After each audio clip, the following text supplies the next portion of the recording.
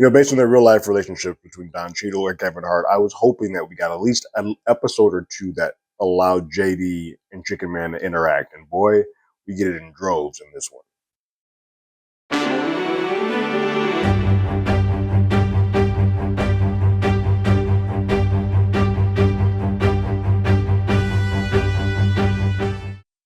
Hello, everyone. Terrence here with Hollywood Already Did It. If you haven't already, go ahead, like, share, subscribe to the channel, leave a comment, ring that bell below.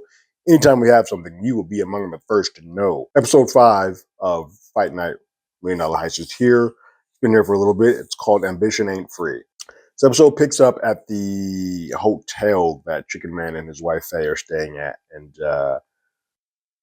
Faye's just like, look, lay it on me. Tell me exactly what happened. I feel like you've been giving me half truths and half lies. I need to know what really went down at that heist. If you want me to be in on this all the way, you need to let me completely in.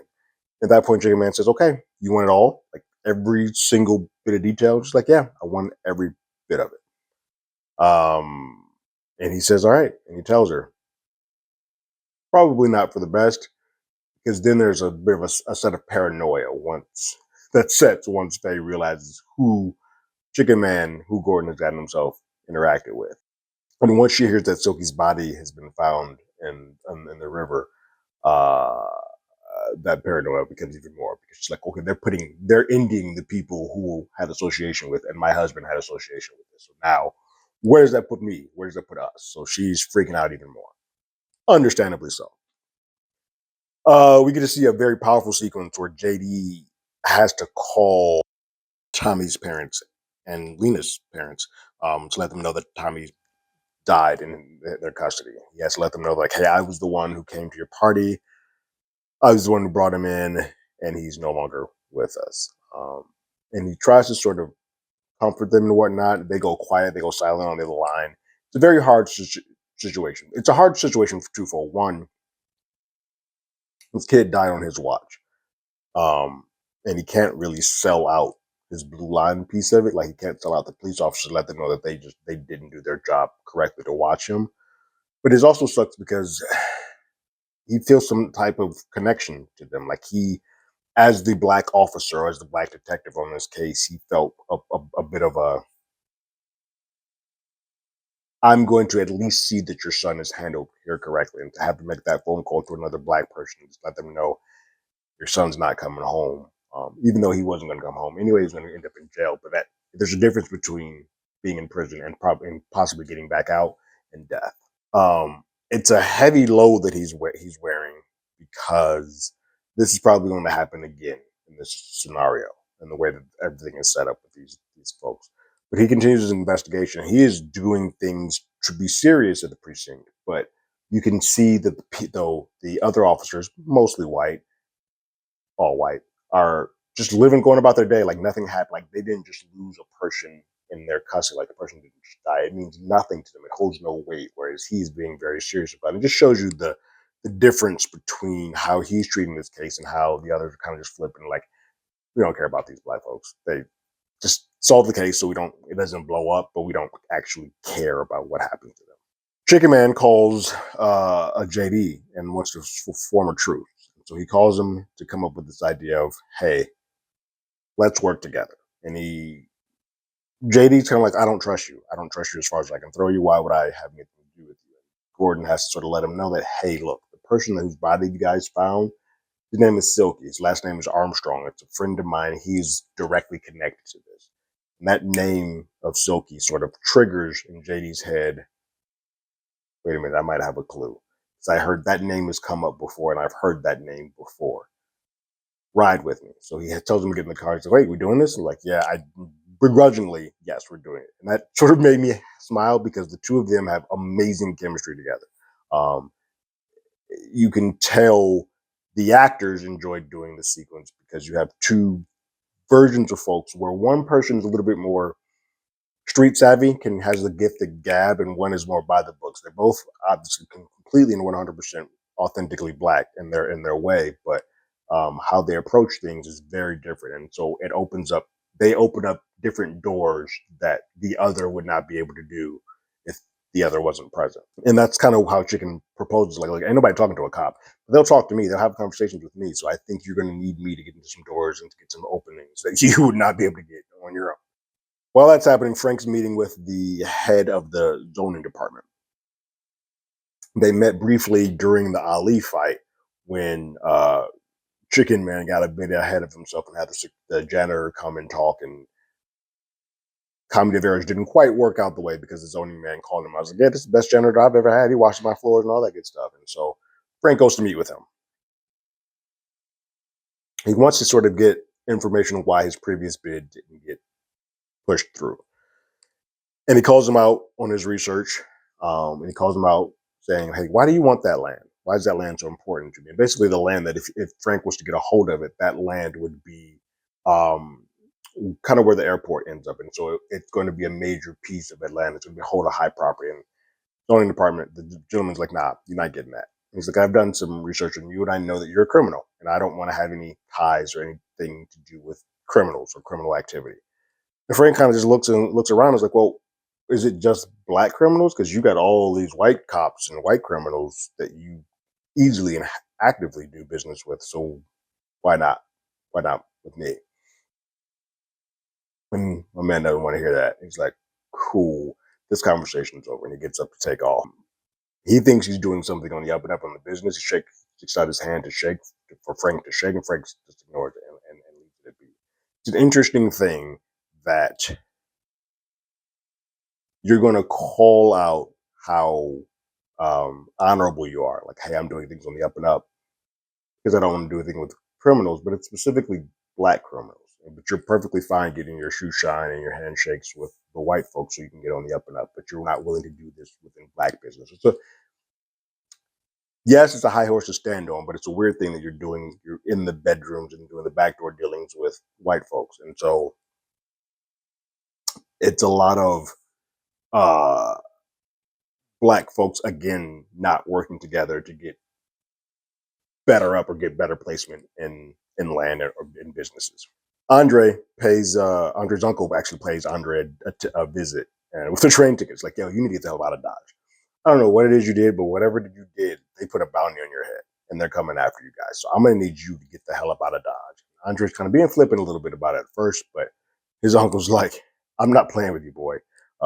You better get the hell up out of here because if you don't, I'm going to come kill you myself. Now, it's funny, as he's leaving, I knew immediately. I was like, oh, he got one of them thickums in in that trailer. He got one of them thickums in that trailer, and he did. As soon as he left, one of those girls came out because that's sort of, we've learned previously that that's his Achilles heel is women, big women. He gets one coming out of there, and he is not treating her in the best way. He gets her some jewelry from the heist, but then tells her, you got to go because he's like, I'm going to get on this train. And she's like, well, I can't go with you. He's like, no, you got to stay here. And she starts flipping out, doing the typical woman thing, like, well, what's her name? You going to just leave me out here like this? And she's like, it ain't even like that. And then he's like, you know what this is? And he pretty much dismisses her, which at that point I knew that girl going to drop a dime on you, Andre. You are not playing this smart. You're not thinking this through because your uncle just came and told you got a bounty on you. You're going to completely dismiss this girl. And then you just gave her evidence. Yeah, this is not going to go the way that you think it does. Yes, I was correct. It does come to bite him in the butt. Black and Mac, who are guarding the money, get visited by the remaining young robber, baby Ray,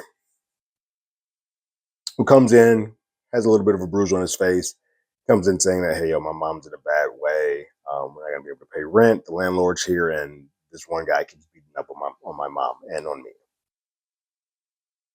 My mom's lost work. It's just a terrible environment. He's not, and it seems like Mac was already sort of aware of this, whereas Black, not so much. And this is the first time that he's hearing. And it seemed to, based on how he responds here and how he actually responds when the scene comes up later, it seems like Black has some type of past history where this triggered something for him, and now he's in the position to, when he was younger, he wasn't able to do anything about it, but now that he's older and a little bit more wild card, he's willing to go out on a limb to protect anybody who sort of has had that situation happen to him. So it plays like this has occurred in his past, and now he's going to be sort of the white knight. But Mac is telling people, hey, they're like, we should stay here. And Black's like, that ain't happening. We got time. I'm gonna go ahead and fix this real thing for Baby Ray real quick, and I'll be back. So again, when they're supposed to be laying low, there's still a couple of these folks that just want to go ahead and wave the flag from the high heavens to say, "Hey, here I am. Come get me." JD and Gordon go talk to Deborah, who was one of the girls in the very first episode. There was a moment where you see a car go by where Andre's watching on a watch, and you can see she's sort of flirting with him. It's that girl. So after a little bit back and forth with the mom, and basically JD needed Chicken Man to get into the house to talk to Deborah. They talk to Deborah, and Deborah lets on about Andre. Doesn't give the name because he doesn't have a name, but she gives her the color, model, and make of the car and his likeness. And a funny bit of what he looks like versus what Chicken Man looks like. And so they have a description of Andre, and they have the car and make and model. And so JD's like, well, I don't know many people who are going to have cars that are made and designed like that. So there's 3 body shops that we can go check out. So let's go to these 3 body shops. So they make their rounds to these body shops. Frank returns back to his place and sees that Vivian has been basically gifted to him by Missouri Slim. Mind you, we remember Frank told everybody to stand down and let him handle it. And so while this is a welcome gift, he didn't ask for this to be happening. And these people have sort of gone against his wishes to do so. So that's rubbing Frank the wrong way. But he chats with Vivian. Vivian's like, nah, I don't. One, she's sort of first starting to fight for Chicken Man. It's kind of like, hey, look, Gordon just didn't want anything. He didn't set this up. He had nothing to do with this. He wanted to just appease you and get in good with you. Frank's like, cool, well, let me go ahead and talk to him. He also then sort of connects and say, hey, that man was willing to lose his life for you.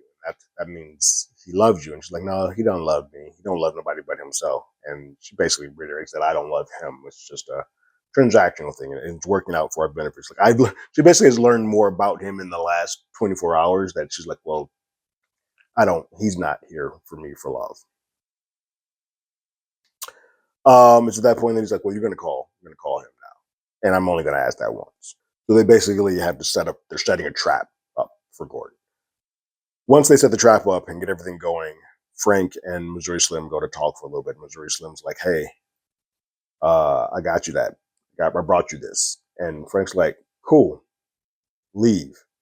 He's like, hold on, you're not going to say thank you or something? Like give me my kudos? He's like, I told your black ass not to do nothing. I told you to stand down, and you didn't listen to me. So I'm going to need you to get the hell up out of here.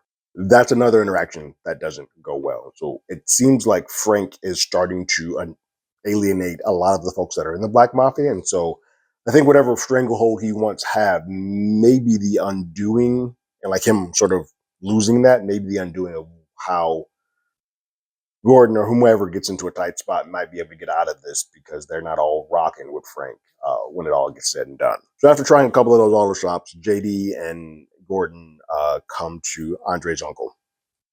JD goes in to talk. He does things the cop way, the correct way, actually. And Andre's uncle is stonewalling. He's not getting anything from him.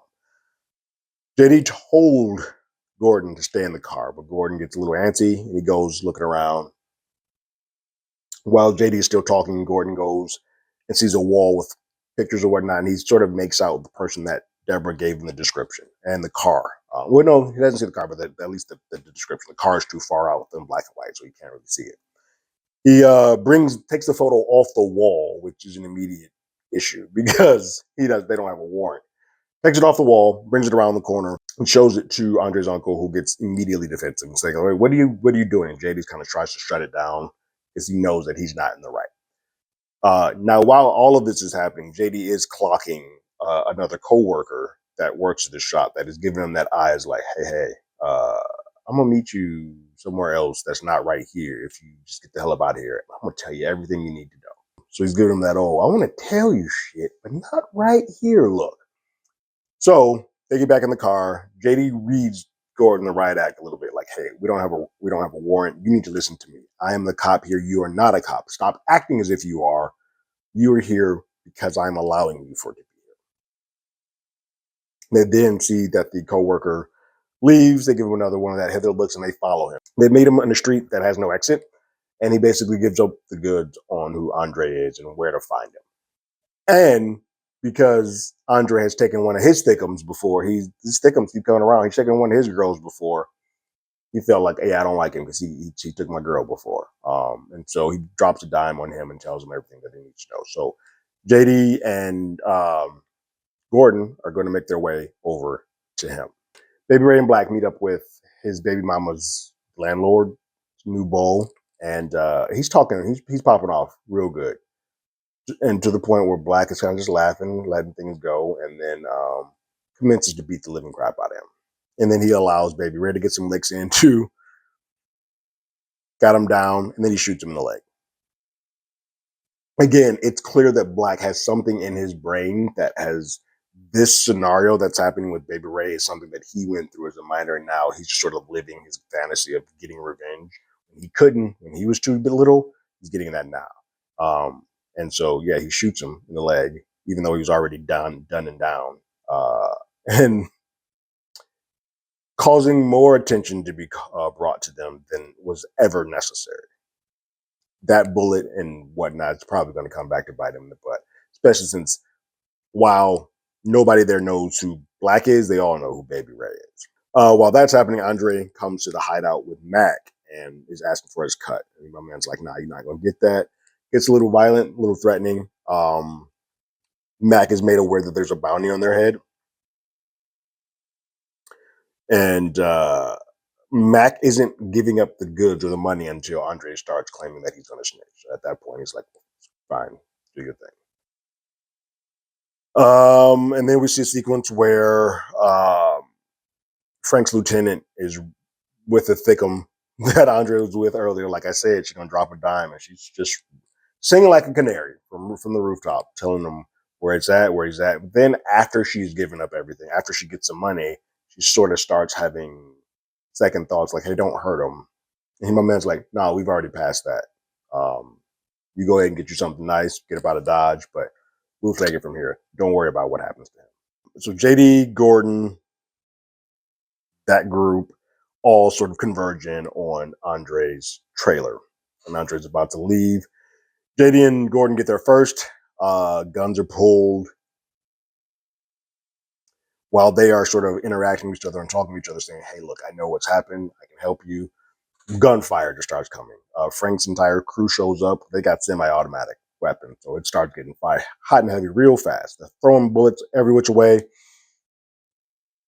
To the point, Andre gets one of Frank's men. I think JD gets another, but then the chase exudes further into the woods behind the trailer. Lo and behold, long story short, less long, Andre gets shot and is killed. And so at that point, JD meets up with Gordon, who was the last person that saw Andre alive, and he tells Gordon, "You need to get out of Dodge. Like I got to call this in, and you can't be here. So go, leave, get out of here quickly." The JD calls it in and makes up a little bit of story as to how he got the tip about this. He's like, yeah, I got an anonymous tip. This got me here. Gunfire ensued, came into the woods, and so was killed. Mason, the old redneck, other cop that has been giving JD sort of problems this whole time. He is now attached to the case, at which point he starts saying that JD's too attached to the case and he's worrying about all these N-words. He drops it, just says it straight up. No filter, no holding. He's like, you are too connected to this because you're worried about all these N-words. At which point, JD just hauls off and decks him in the face. For his ignorance, that's the correct response. But Captain says that JD was out of line. Said that he took it too far, and then asked for his badge and his gun. It's interesting. Obviously, we're in a time and in a world where the white folk, the white cops can sort of whatever they want. If there's any retaliation, then sorry, black cop doesn't really have much to say. So I don't think this necessarily takes JD off the case. He's still going to do what he can, especially now that he and Chicken Man, he's going to probably use some of the things that Chicken Man does a little bit more now to get information on what he can. But yeah, he no longer has the shield or badge to sort of hide behind or work behind. Faye has been freaking out all day. Like she's been at the hotel, anything that happens, because it's a seedy spot. So just wild stuff's happening anyway. Wild stuff's happening, she's freaking out. But Gordon lies to her immediately and just like, hey, look, I had nothing to do with that shooting. I wasn't there. But Frey's freaking out. But he just tells her, like, look, I got one more stop to make. Then I'm going to come by there straight to you guys. I love you guys. She does not repeat that back to him. He then goes to go see Vivian. The setup. He gets in there to go see Vivian. Vivian says, I'm sorry. But yeah, we know what's up. As soon as he gets in, Frank's men are there and they bag him. And that is the end of the episode. Really good episode. Another one of the robbers down. Andre is now off the board, in addition to Tommy and Lena. So now it's just Mac, Black, and Baby Ray. Mac, probably being the most level-headed of one of these. Maybe the only one that gets to survive, because I feel like the Baby Ray Black situation is going to bring a lot of eyes to them that they didn't necessarily need. And I think we're going to see more of the JD and Gordon scenario now that he doesn't have a badge to sort of work behind. I feel like Frank is losing his stranglehold on the Black Mafia, and more people are going to start turning against him. And it's going to be interesting to see when that happens, to see if it's enough time for Gordon to sort of get out of whatever muck and mess he's in. But a good episode. I am now homebound for at least the next couple of weeks, so I should be able to get these out by no later than Friday night after the episode airs. But what did you guys think about this episode, the 5th episode of Fight Night, the $1 Million Heist? Leave your thoughts and comments in the comments below. If you haven't already, you can follow us on Twitter at HollywoodADI. You can hit us up on email at HollywoodRAD@gmail.com. We also have a podcast with the same name. That's on Apple Podcasts, Spotify, anywhere that plays podcasts. We're there. Like always, I got my ticket. You got yours.